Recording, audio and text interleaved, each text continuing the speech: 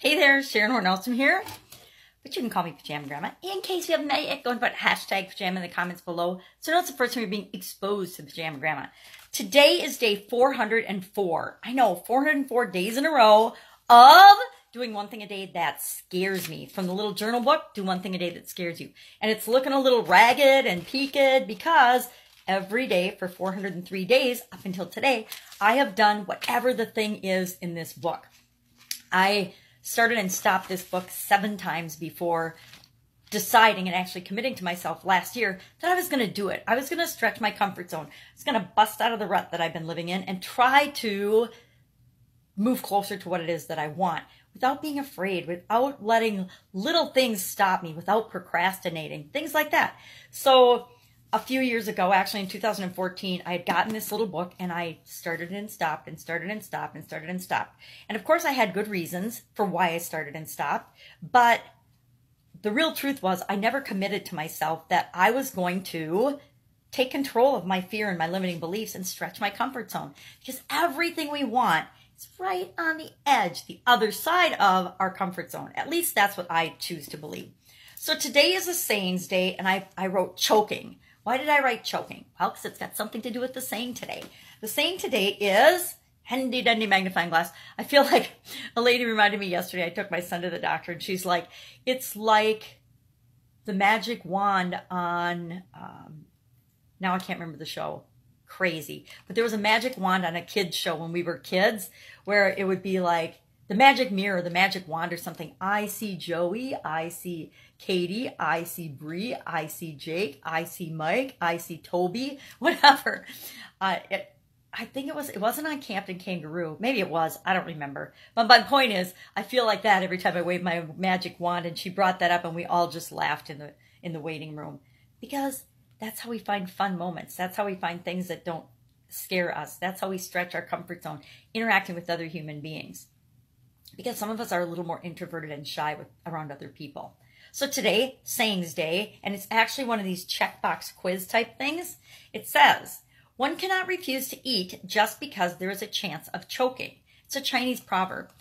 I love this because it tells us we can't be afraid to ever move or take action because of the possibility of something not working out, because of the possibility of something bad happening. I remember being at a Tony Robbins event, and one of the stories that he told at that event was to a woman that was afraid to get involved in another relationship. She had just gone through a nasty divorce and she was scared to get involved in another relationship. And he said, well, do you drive? And he started asking her questions about driving. And he's like, well, how can you possibly trust? Because she said she couldn't trust to get in another relationship. He said, well, how can you possibly trust that other drivers will stay on their side of the road, that you're not going to get in a car accident and die, that you're not going to get in a head-on collision because somebody else isn't going to follow the rules? And it was a really powerful example, and it stuck with me, obviously, to this day, knowing that you can't make all your choices and all your decisions of what you're going to do and what's right for you based on what other people are going to do, what the results are going to be, what the consequences of that choice are going to be. You always have to act on the choices that are right for you. The same is true of this. We're gonna keep eating even though there's a chance of choking. We're gonna keep walking even though there's a chance of falling down. We're gonna keep getting in relationships even though there's a chance of us getting our heart broken. It's better to get in a relationship and get your heart broken and experience the joy of love and being in a relationship with another person than it is to have never been in love, to never have experienced that joy and that bliss. So again, my opinion, feel free to differ or to argue with me. Go ahead, put in the comments below. That's the dumbest thing I've ever heard, Sharon. I would love to hear that. Not that I want people to disagree with me, but go ahead, disagree with me. I'm totally cool with that. So, chance of choking. So it says, our challenge today says, today I tried a new, and you got to check box one of these. A new food, a new market, a new restaurant, a new recipe, a new seasoning, or something even scarier. And I wrote down actually what I did last year had nothing to, or actually I did this in November 19th of 2017. I actually shared my book on a Facebook Live.